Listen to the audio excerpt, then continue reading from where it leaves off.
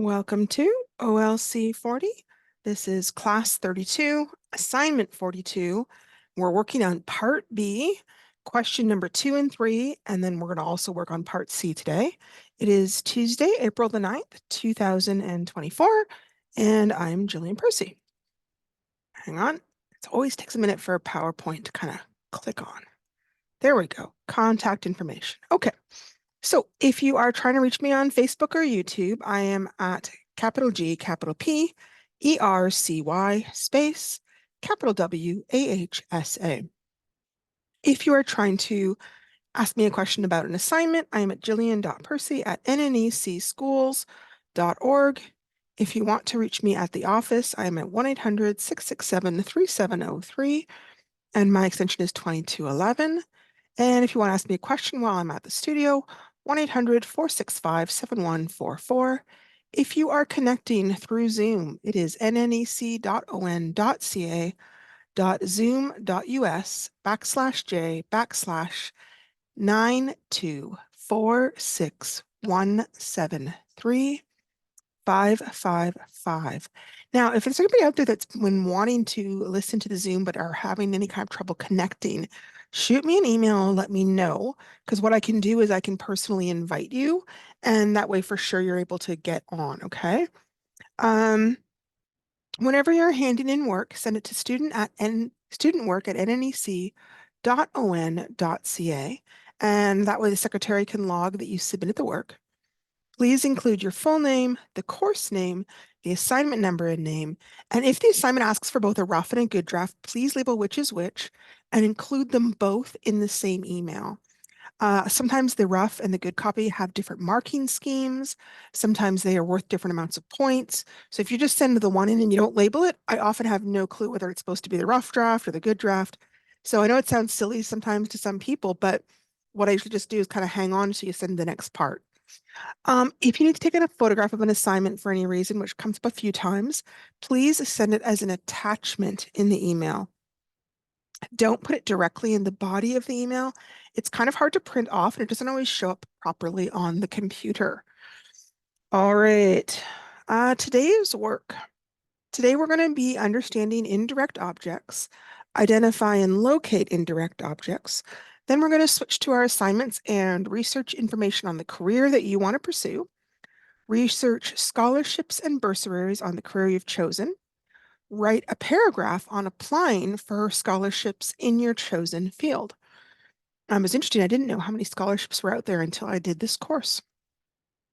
All right, grammar, indirect objects. Hang on a second. Okay, yeah. Direct objects receive the action of the verb, as we talked about yesterday. So in the sentence, he threw the ball, threw is the verb, and the ball is the object. But let's say I switch it to something like an indirect object, which is going to receive, it's usually a person, receive the direct object.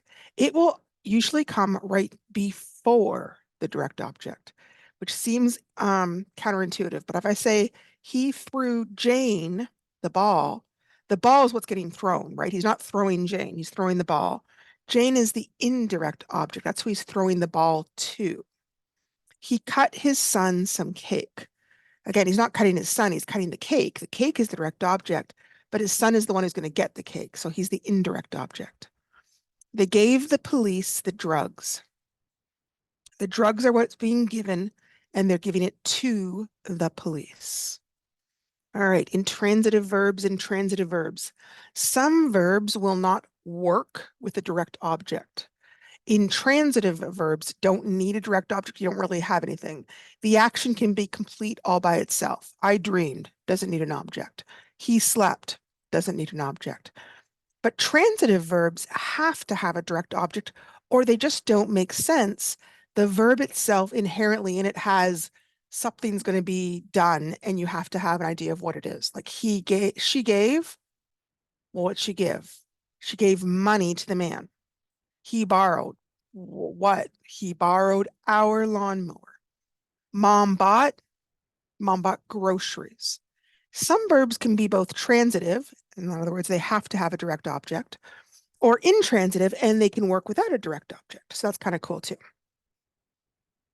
Now, can an indirect object start with a preposition. This is something that was kind of, it's always interesting when I look up grammar information and I find that there's arguments or controversy over it. I had no idea. I thought grammar was written like 500 years ago and has never changed, but in fact, it is constantly changing.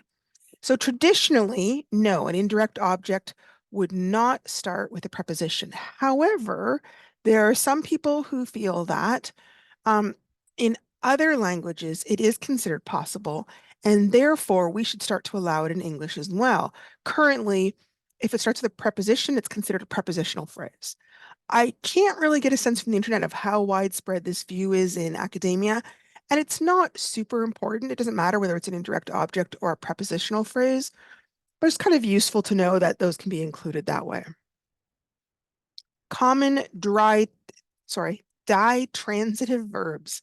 Ditransitive, di means to, right? So that's the kind that works with both a direct object and an indirect object.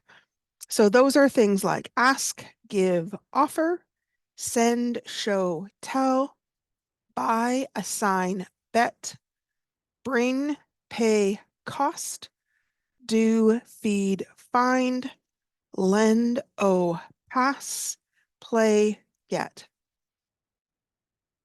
Remember that a verb will still be transitive if there's no indirect object.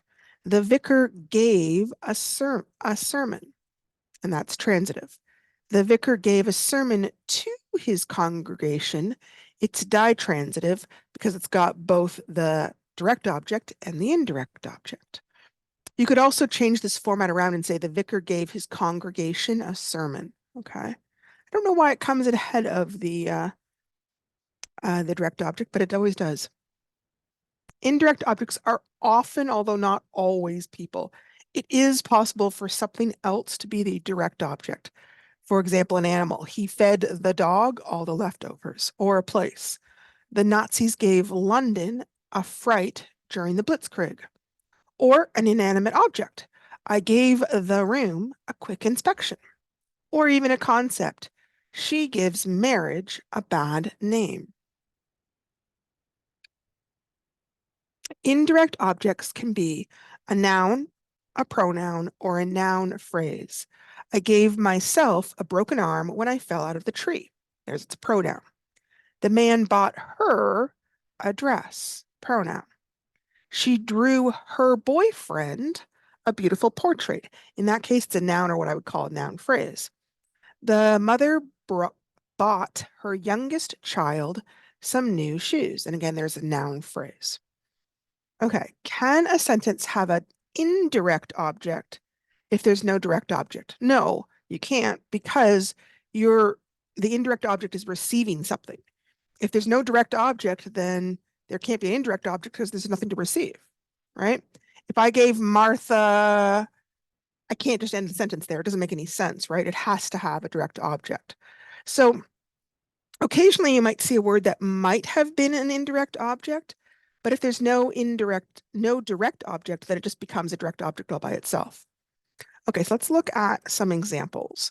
We're going to underline the direct object and highlight the indirect object.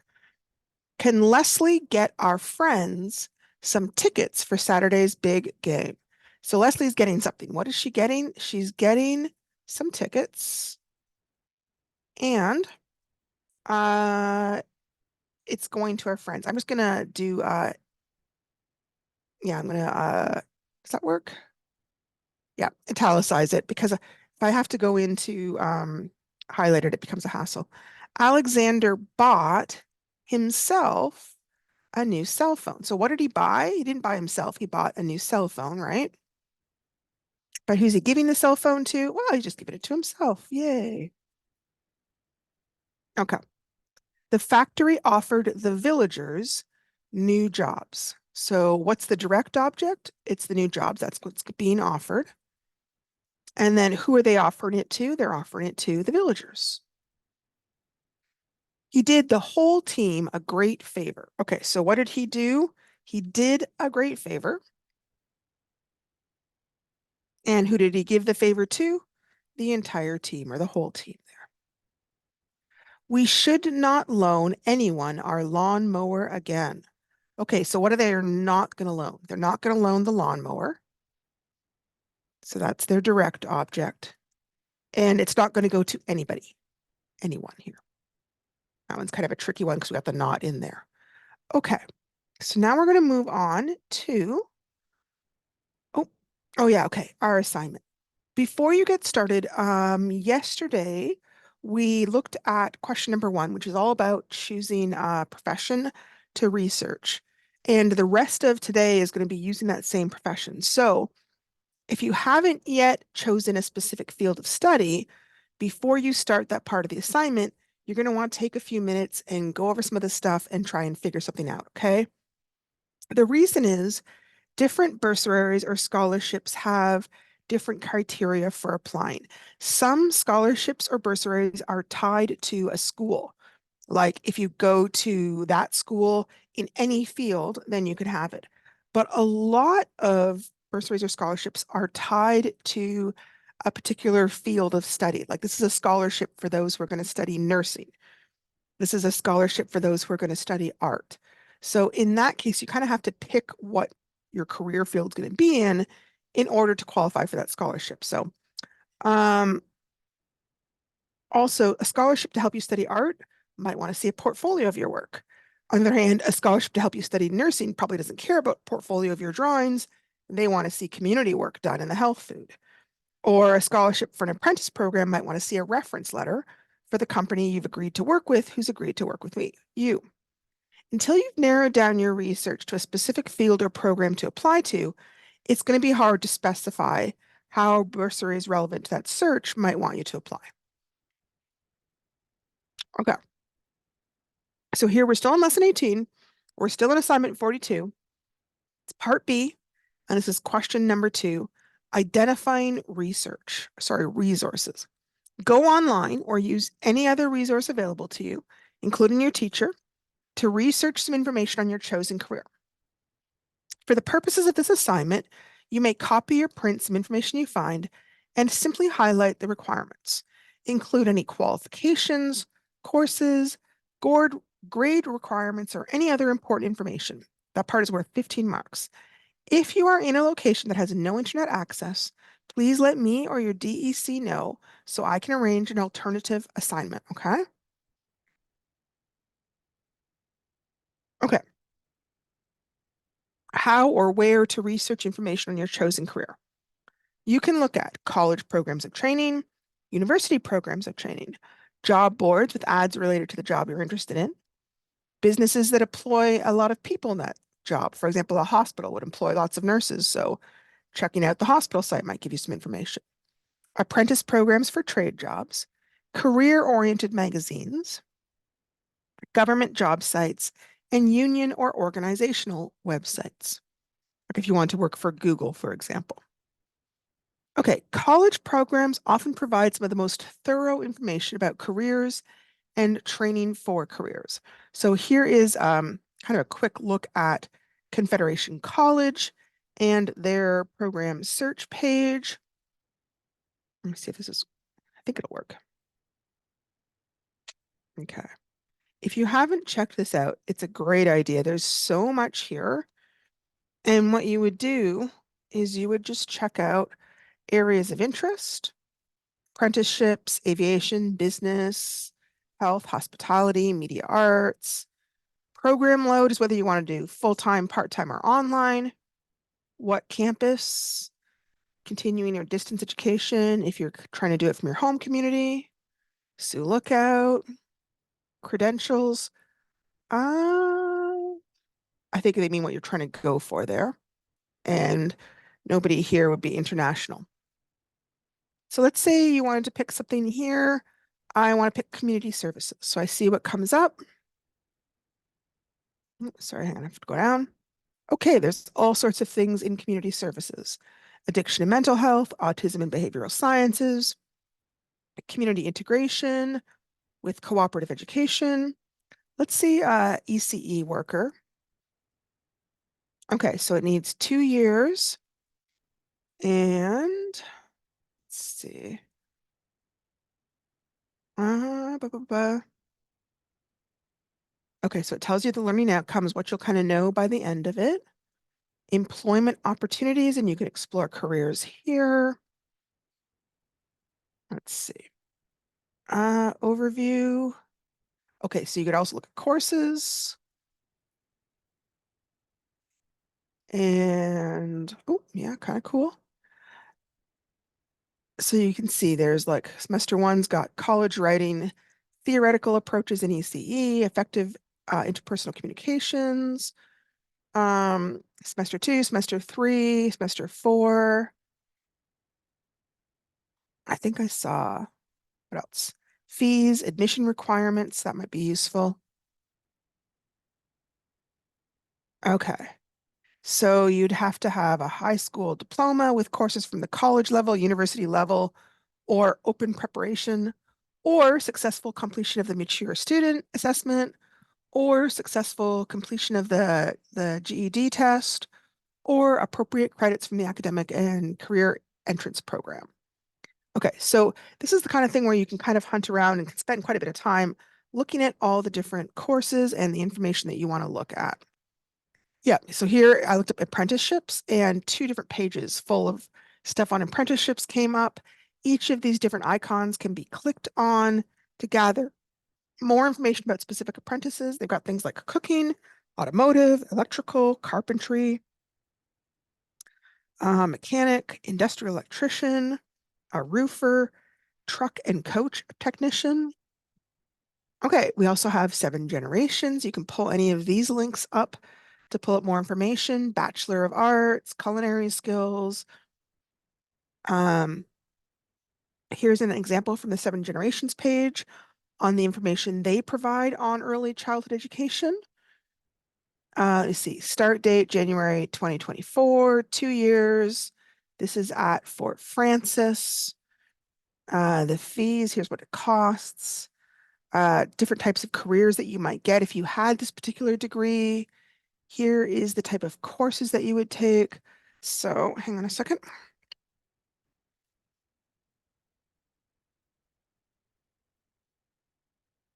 Okay. So if you look at their site, you can look by program, you can look at location. So you could look at things that were only available in Sioux Lookout if you're only willing to do that. It does narrow your search though, if you take a look at it. You can look at discipline, what kind of credential are you getting, part-time or full-time? When is the next intake? Okay. Um, Pretty sure. Let me see. Yeah, I do.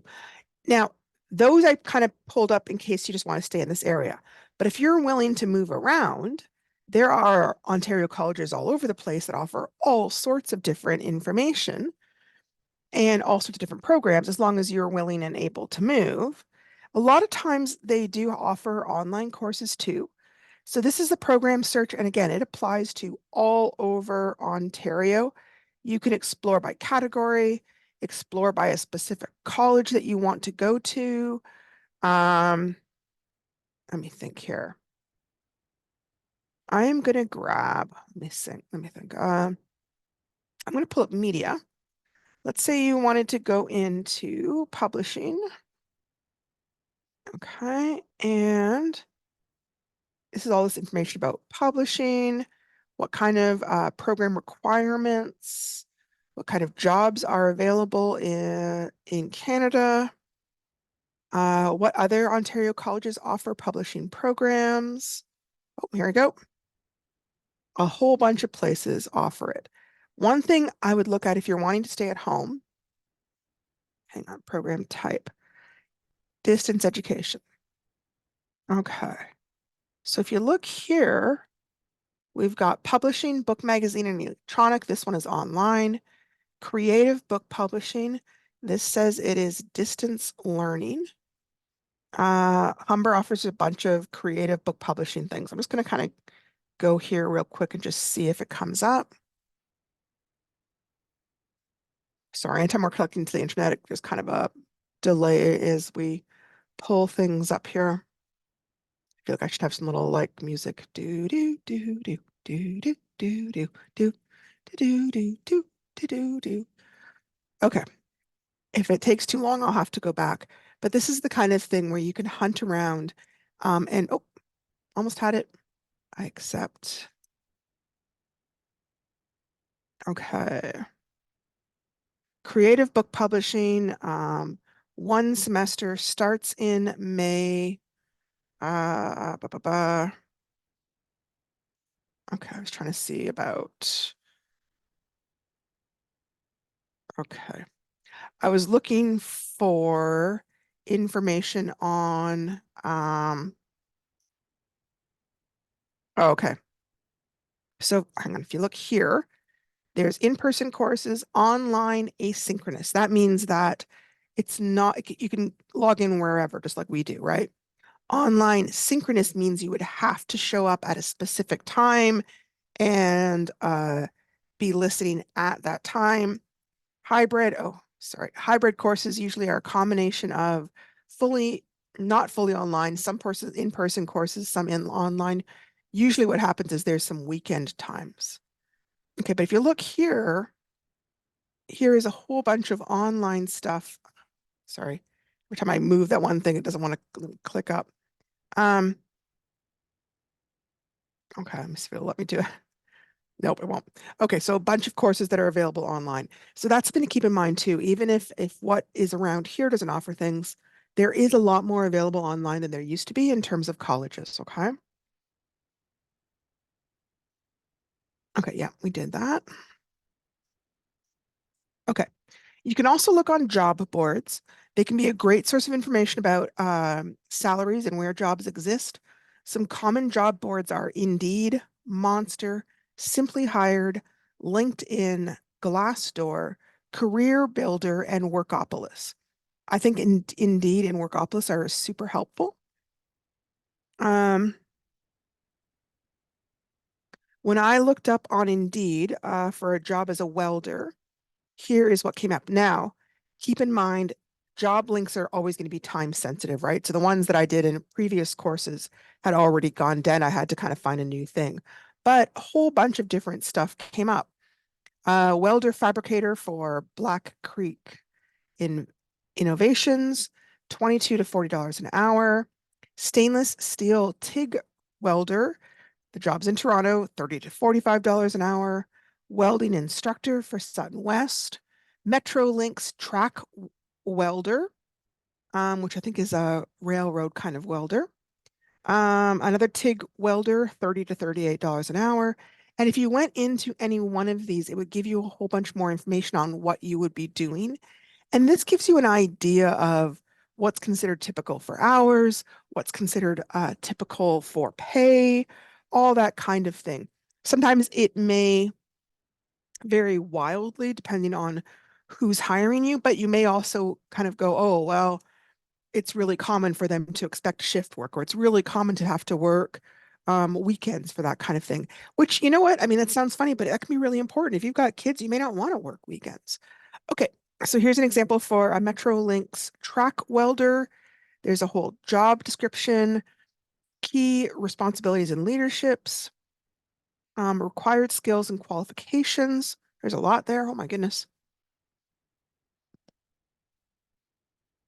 Um, job full-time, different types of benefits, has to be in person. So those are kind of some useful things to find out about.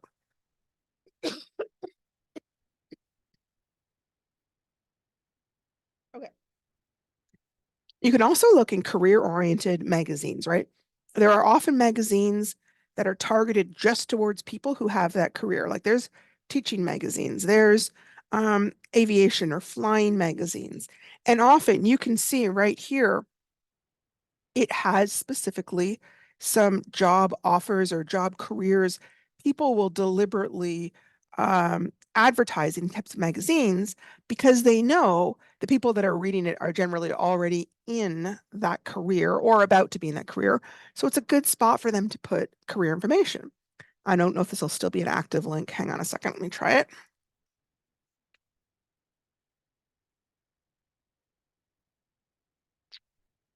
Sorry, this is kind of the drawback of doing things. Oh, yeah, it's still here. Okay, good. Okay, so if I hit schools and training info, careers and aviation expo, job board. Just see if anything's on the job board. Okay, yeah, there's one in French, aircraft maintenance engineers, aviation safety officer, chief pilot. These are all really recent. These are just from March.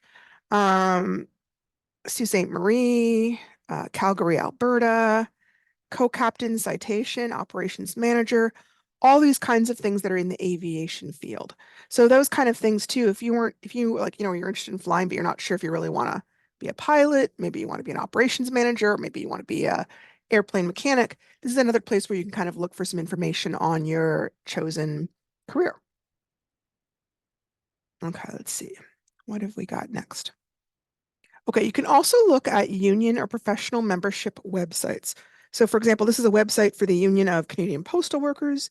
If you were interested in getting into working for the Postal Service, you might go in there, you might check around, you might see what's going on, what are the collective agreements, what are member resources, but probably can't get into that section, but that gives you information so that when you're heading into that career, you're not going in blindfolded.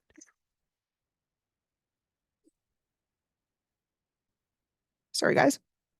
You know kind of what you're getting into. One of the biggest thing that happens with people when they're unhappy with a career is the job that they're doing is different than what they thought the job was going to be. And rather than wasting all that time and that money, it's better to do a lot of research ahead of time and have some clue of what you're getting into. So if you find out something that you just know, okay, that's just not acceptable to me, I'm not willing to do that, or I'm unable to do that, then you can move on and go, okay, well, what's something similar? What's something different that I could use? Okay. Um, there are also apprentice program websites. I actually found this was one of the hardest places to get around. I don't know why, but it really was. You have to really jump around. But if you're interested in doing an apprenticeship like in skilled trades, this is a kind of a starting point for finding out information about apprenticeship type programs. With an apprenticeship, you have to find an employer who is willing to take you on as apprentice, and then you kind of do the training. It's a little bit backwards than how you would normally do it. Okay.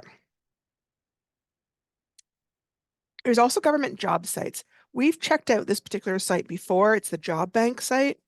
There's so much information on this site before. And you can see one of the things is you can also look for job postings as long as you don't mind moving. But when you're doing that, it gives you information about that kind of job. There's also career planning.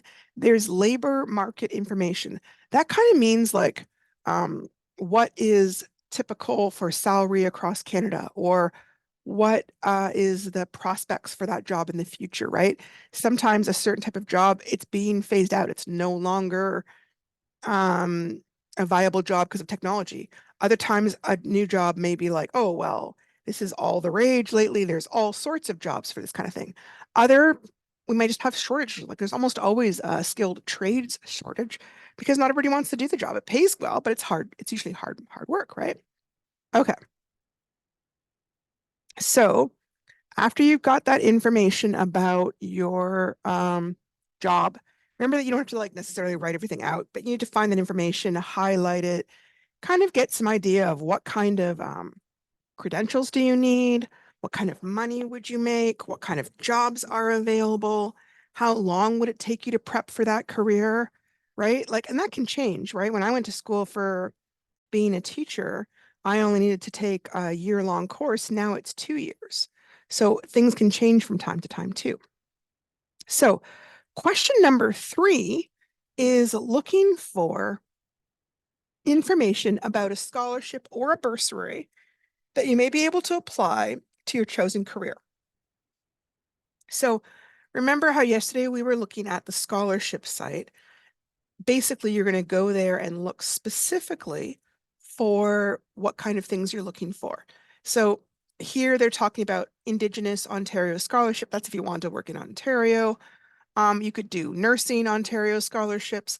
There's so much information. I just wanted to point out the difference between a scholarship and a bursary. Usually a bursary is a financial need. It's not necessarily about having the best grades. It's kind of like you're going to be in that particular field and they just kind of are trying to ease the financial burden. Scholarships can be that way, or they can be based on you have to have 70 and above or 80 and above or whatever. Um, For this, you're going to print off or copy information you need to apply for the scholarship or bursary.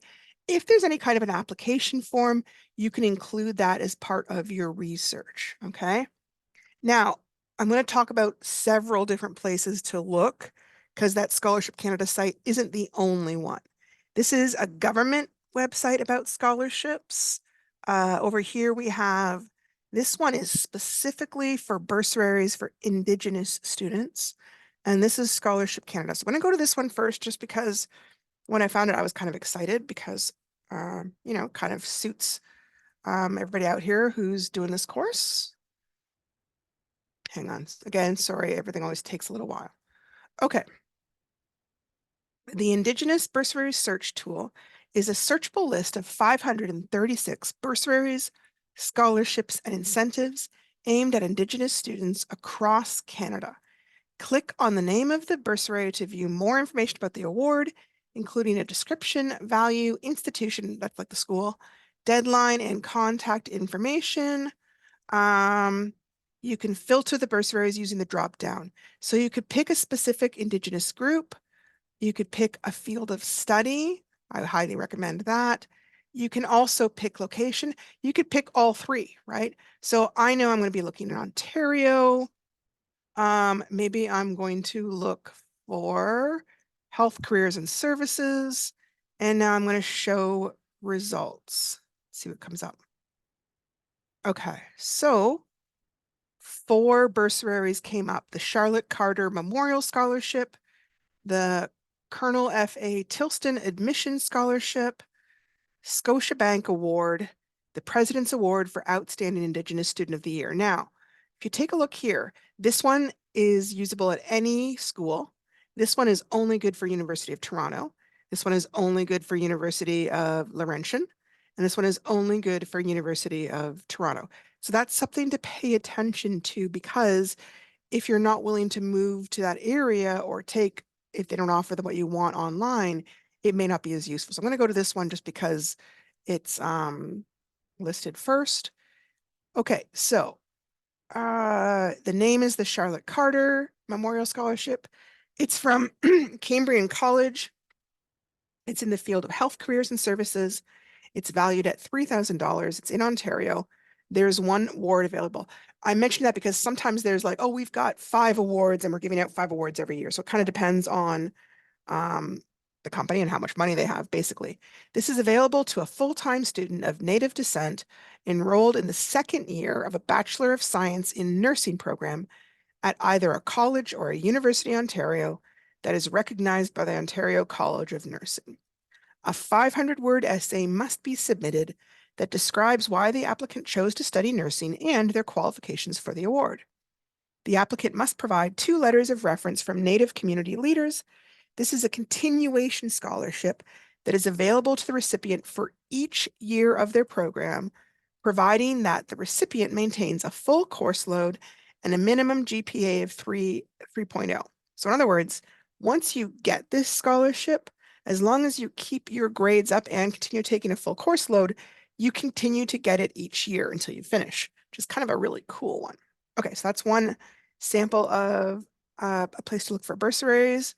This one, I'm just gonna look it up just because we haven't gone to the site, where I think we did go to the Scholarships Canada site the other day. Okay. Graduate scholarships if you're doing not post-secondary, but post-secondary. Let's see. Social sciences and humanities scholarships, undergraduate awards, Aboriginal bursaries and scholarship search tool. Okay. So let's say, I don't know if this goes to the exact same site or if it's a different site. Let's see here. It doesn't seem to be what it says it was. Okay. All right. Hang on. Let me see. Okay, I'm just gonna go here. Oh no, not postdoctoral. Sorry. I was looking for undergraduate stuff. Okay. So NSERC, Indigenous Student Ambassadors. This is a grant that aims to engage Indigenous students and fellows in promoting interest and participation in natural sciences and engineers by visiting Indigenous communities and schools in Canada.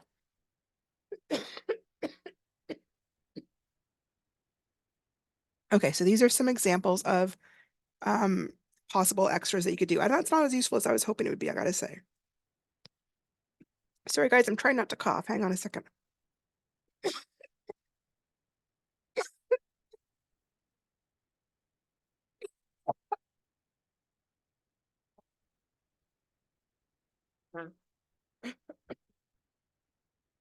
Sorry, guys. Got a bit of a cough here. I don't know why.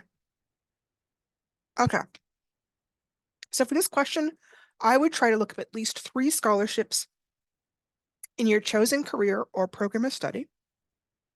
You're going to want to do a really good job on this section because Part C uses this scholarship information, and you're going to need it to write an informational paragraph. So even if you don't think you're going to apply for scholarships, you want to do, I've got some, thank you. You still want to do a good job on here because you're going to need it for the next assignment, okay?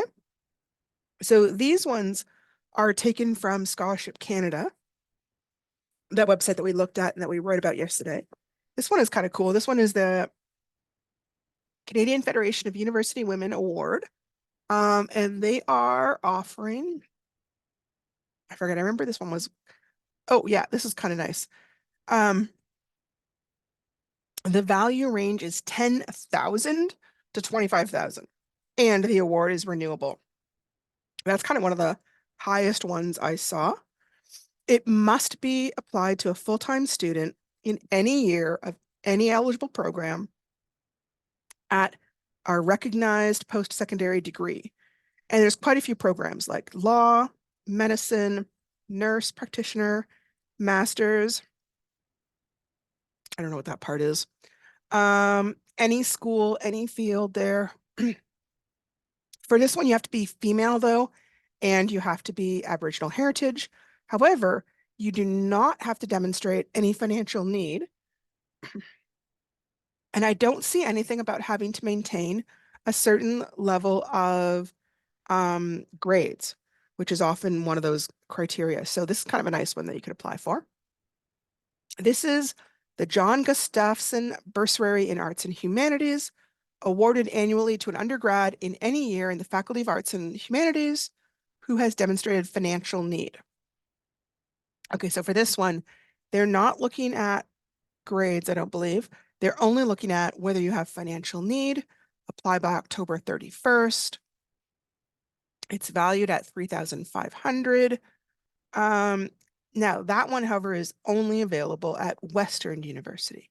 So this is the kind of thing I'm talking about. You have to kind of read all the small print to have an idea of whether it would apply for what you're doing. However, this one is nice because it could be full-time or part-time, which is so kind of cool. This is a different one, Margaret Rand Memorial Award in Visual Arts. This one, they're specifically not looking for a first-year student. They want to give preference to a mature student, which is kind of neat, and can demonstrate a plan to continue their work in visual arts personally or professionally. Now, for this one, you also need good academic standing with a grade average at 80. So to increase your chances for this scholarship, you would need to think about how can you demonstrate that you're going to continue to work in visual arts? Do you have a portfolio? Maybe you have a job offer. Maybe you're already working part-time in the field. Maybe you are currently submitting work to shows and it's getting showed in juried shows. Maybe you're currently selling artwork in some way. I forget if this one has the amount, 1,500. Some of them are quite small, but some of them are bigger. So this is kind of another one where you can kind of look at things. I'm going to kind of skip over this and go on to the next thing. This one is geared towards students who are hoping for a career in electrical work, who also enjoy traveling. This one's really wide open. It can be used for an apprenticeship program, a trade certificate, a diploma, or an engineering degree. This is one being offered by a business. Basically, they're trying to encourage students to go into clean energy fields because they need more people to work in their field. So that's why this is one of those kind of win-win situations where it's helpful to the student, but it's helpful to the business as well. Some other one's kind of higher. It's $5,000. This one's early childhood education. Scholarship amount is 2,500. Not automatic consideration, but look, there's 3 available. Now, this one is only available to Cambrian College students in the early childhood education program, and it's looking for second year students. They have to submit an essay, um, and they have to have a minimum 3.0. So when you're looking for those kind of scholarship things, pay attention to that kind of stuff and see what things you think you would meet the criteria for, right? You're also looking for common elements. For example, do all the scholarships for visual arts require a portfolio for your work? It wouldn't surprise me, but I don't know. Do all the scholarships in early childhood education require some sort of job experience with children? A few of them seem to require you to write an essay. Do the trade scholarships require an apprenticeship already arranged? Or is financial need an important factor? Or academic academic grades, I guess, or academic grades. All right. So once you've got all that, again, you just print it out. You can highlight the important things and then just send it on to me. You don't actually have to write anything on that. Just finding them, highlighting things that are important, and you send it along to me. It's not too hard, I don't think, actually. This is the part where you're then going to use it, though, right? Part C is writing an information paragraph. This part is worth 12 marks. You're going to use the information you've gathered in part B, as well as the information from Rob Taylor's article that we read the other day, the one about scholarships. And you're going to write a summary kind of paragraph on how to apply for a scholarship or bursary in your chosen field. So you're going to begin your paragraph with a topic sentence, right? Like we always do, that explains the main findings of your research. You're going to include at least 4 supporting details or steps to take that support your topic sentence. You're going to cite at least 2 sources of information. We're going to talk about that more in a minute. As always, write a concluding sentence for your information paragraph. Then do any necessary revising or editing before doing your final copy of the paragraph, and then use the checklist in the rubric below to guide the writing. You may want to kind of go through and highlight any really important details. I know we did this a little bit in some of the questions that we did here, but you now have an even smaller amount of writing. So you may need to kind of go back and go, okay, what's really important? What do I absolutely have to know if I was going to try and apply for a scholarship? And then take a look at the research you found on your field of study. Was there anything that showed up repeatedly, like the same sort of deadline, a need for financial support, a certain level of marks? Was gender or race an important element? Or were the majority of scholarships looking for the same types of extras, like community involvement, portfolios, an essay, specific work or volunteer experiences, certain types of sports or extracurricular activities? For example, one of the drama scholarships I found fairly obviously expected that you be involved in a drama club. Okay, that makes sense. But that's important to know because especially if you're looking down the road, then you know you can get involved in that kind of thing now, right? Okay. This is a checklist to go through as you're creating your assignment to be sure that you're doing the assignment correctly and effectively. You've read your sources carefully, you've taken notes on at least 4 key points that can be grouped together, and you've got a unifying idea about this topic. You've written your paragraph in complete sentences, you've written a topic sentence, you've written 4 supporting details, you've placed your details in the best order, you've written a concluding sentence, you've organized your ideas clearly, you've used linking words or phrases to connect my ideas, things like then, next, after that. You've objectively presented your facts and information and conveyed an effective tone through your word choice and level of language. You have spent time revising. You've used the stages of the writing process to revise your work, created an informational paragraph that will appeal to your audience and meet your purpose. You've checked the grammar, spelling, and punctuation, how to peer edit your work. If you can't do that, that's fine, but it can be useful. You've chosen a title and you've neatly and clearly written or typed your final copy. Okay. Creating your topic sentence or writing the paragraph. Um, Usually when you're writing a topic sentence, you're kind of writing one that summarizes the main findings, but it's possible when you did your scholarship research that it didn't all point in the same direction. And if that's okay, you don't have to make anything up, right? You don't need to force a unified conclusion if there isn't one.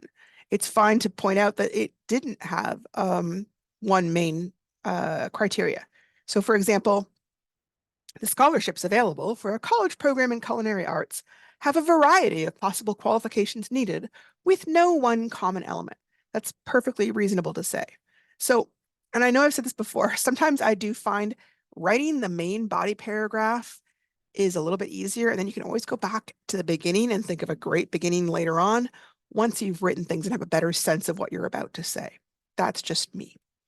Um, your rough draft.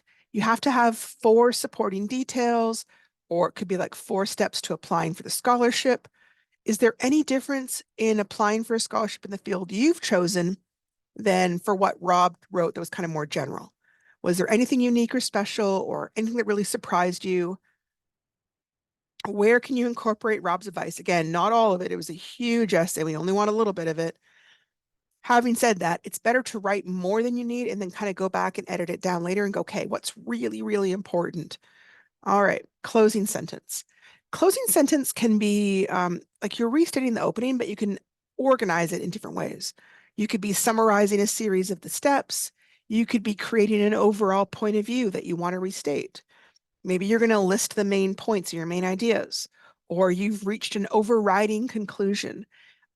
We've discussed this before too. Try a few different sentences and see what you think. Which one do you like best, right? Okay. I wanted to go down to studying and work. Studying and work is one of those finicky types of things.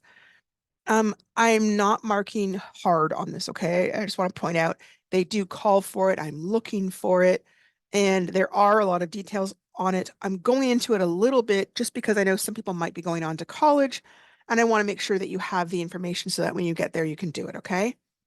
Studying and work is simply making sure you're giving credit to who wrote the information you found.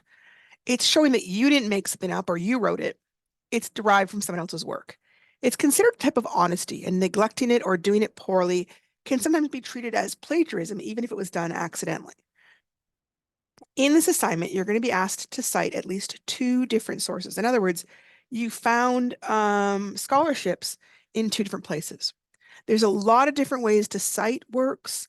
I'm going to use the one that's typical in English that I'm kind of familiar with, which is called the MLA style, which is the Modern Language Association style.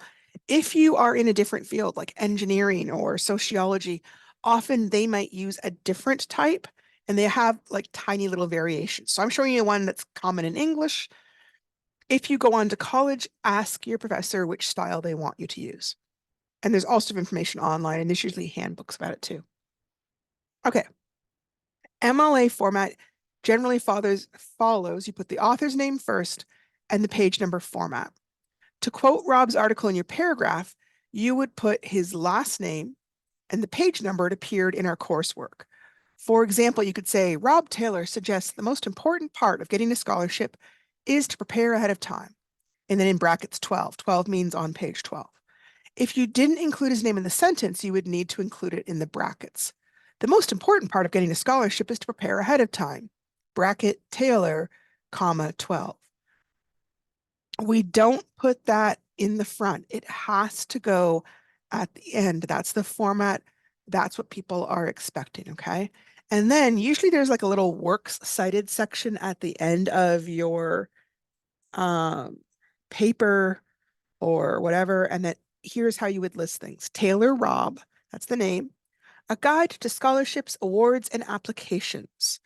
And that the quotation marks show it's an article, and it's out of the publication Ontario Literacy Course, Grade 12, Unit 4, Demonstrating Success in Reading and Writing, period, 2023, period. Even though it's now 2024, we still use 2023 because that's when it was published, okay? So this should be in everybody's works cited because you're specifically told to cite Rob Taylor's work. Where you get your other information, you might have various different sources.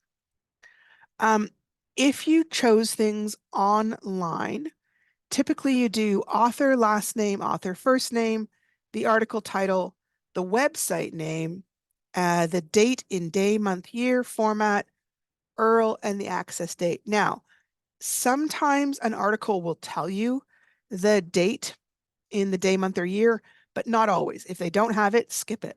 Same thing with author. Sometimes they will tell you the author, but sometimes they don't. If they don't tell it, skip that part. The website name is italicized. Italicized is these kind of slanted letters, okay? If you're doing that, if you go to, let me see here. Okay, see the I there? That will make your letters slanted, whatever font you use. In the body of your writing, we usually, yeah, we did that. Okay. Again, normally you do the works cited page. It can just be a couple of lines or two at the end, at the bottom of your page. That's fine. This is a website for more information. OWL Purdue. They have all sorts of information on how to cite specific things. If you do anything that's kind of unusual. When I am writing papers myself, that is often where I would go to if I didn't have my current edition of Modern Language Association Handbook. Okay. Here is how it might look. Rankin Rodney Roses, A Guide to Gardening Scholarships, April 2025. And then Taylor Robb. It would always list the authors alphabetically. So if somebody had a last name that was like Asus, they would go first, and then would go Bedford, then would go Carolina. We always go by their last name and put things in order. Okay. So I know it's kind of a lot of little things today. And then tomorrow, we're going to look at, let's see, assignment 43, which is sort of a major essay. Yeah, we're doing pretty good. You are almost finished this course. We only have a couple more days and then we will be finished.